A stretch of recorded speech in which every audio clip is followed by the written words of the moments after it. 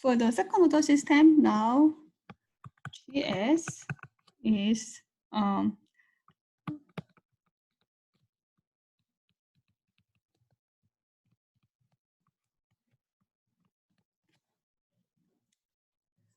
and also we can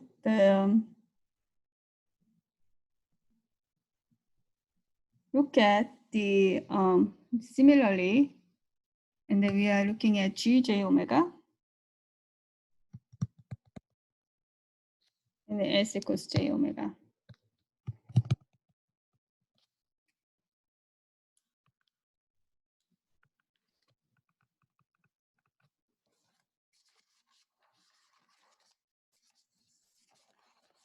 So for the second order system, we can do this similarly. What you can do is that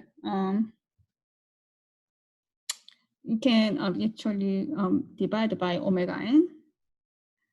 So look at the when the omega is very, very smaller than omega n, which is maybe 0.1 omega n, and the omega is almost the same as omega n, and the omega is larger than omega n.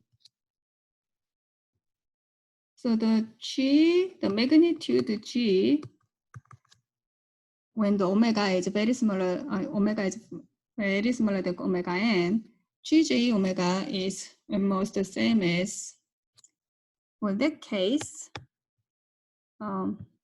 this and this can be almost ignored.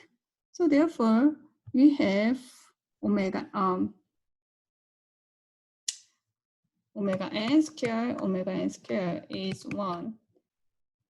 When the omega is almost the same as omega n, then we have only this part, because these are canceled out. Then what happens is that J omega is actually let's plug in everything. 2 zeta omega n square times J omega n plus omega n square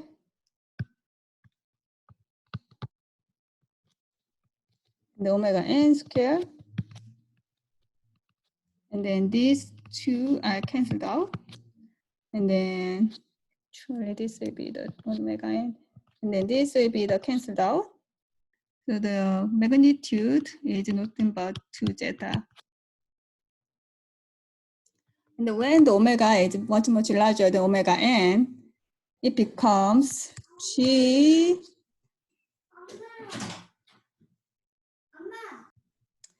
Sorry about the brief interruption.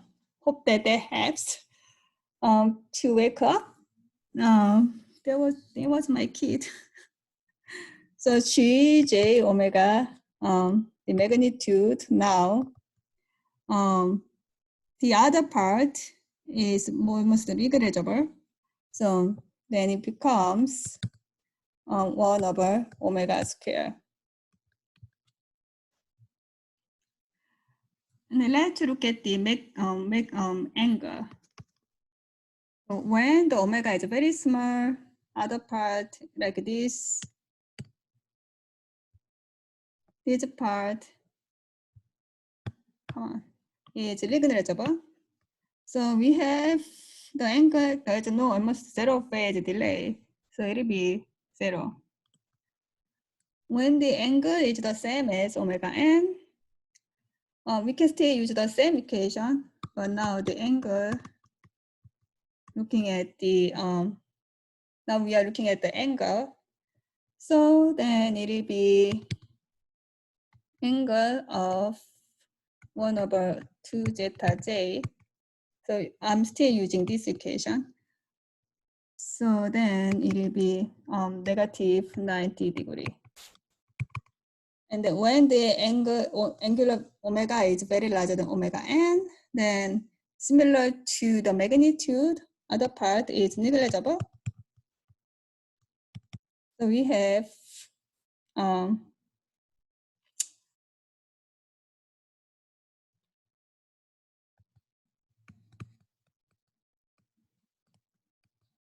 oops.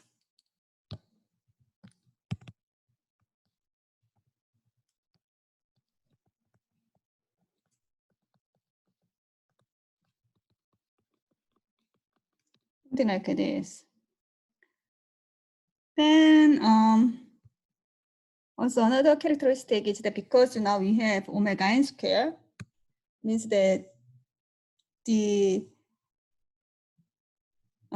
decay level will be negative 40 decibel for decade. And then actually we didn't look at the actually log magnitude. So 20 log G, therefore for small and small frequency is 0 because log 1 is 0. And then for this 20 log 1/2 zeta will be minus 20 log 0.5 minus 20 log zeta. And for here, 20 log 1/square becomes minus 20 log omega square, it becomes negative 20 log omega. So this makes negative 40 decibel decrease per decade. So we have now log magnitude plot, log magnitude, and then angle. So we are ready to draw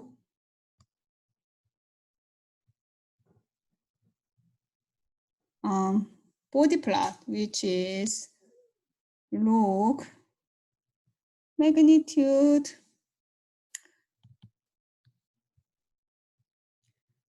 and phase. So again, I make, so small means that 10 times smaller, the large means that 10 times larger.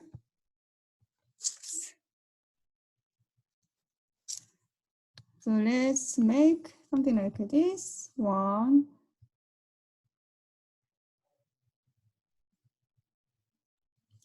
2, 3. And then x-axis is log omega.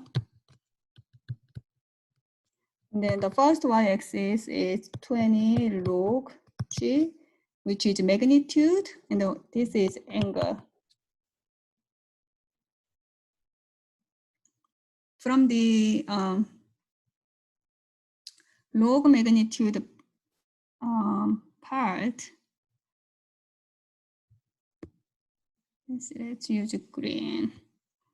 So when the omega, actually this should be 0.1 omega n, and then omega n, and then 10 omega n. This is very, very small, means that 0.1 omega n, and then some at the same, and then large means that 10 times larger.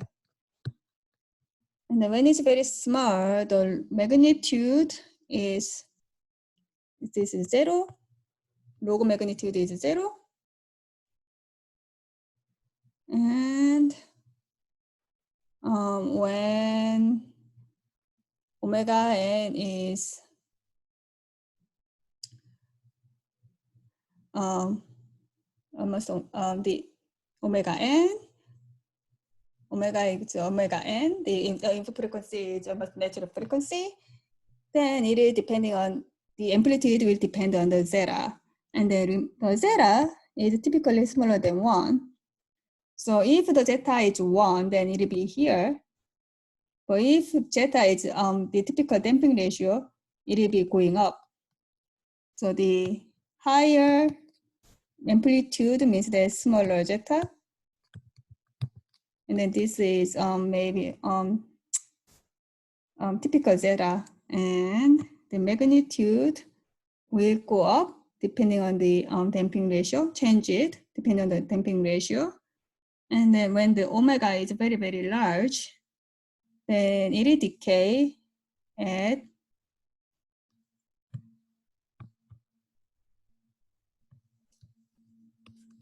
negative 40 decibel per decade, which we found just before. And the angle will be also changed. Then for the angle, let's do this. When the omega is very small, angle is 0. So it will be here. And then when the omega is natural frequency, it will be negative 90 degree.